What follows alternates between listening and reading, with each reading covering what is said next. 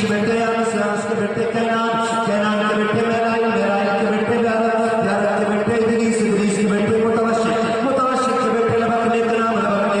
बेटे नूह के बेटे साद के बेटे सुलाल के बेटे शालिद के बेटे आबिद के बेटे दाता के बेटे रावा के बेटे सारू के बेटे नाफुर के बेटे तालिब के बेटे इब्राहिम खलीलुल्लाह के बेटे इस्माइल खलीलुल्लाह के बेटे केदार के बेटे अबाब के बेटे अमर के बेटे साबित के बेटे सलमान के बेटे रईसा के बेटे ईसा के बेटे और के बेटे हब्बा के बेटे अदनान के बेटे माद के बेटे नदार के बेटे मुदिर के बेटे मुदिका के बेटे खदीमा के बेटे किनाना के बेटे नदर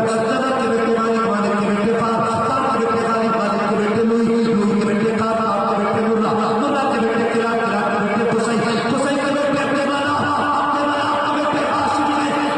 के बेटे अब्दुल मुत्तलिब के बेटे अब्दुल्लाह के बेटे मोहम्मद रसूलुल्लाह।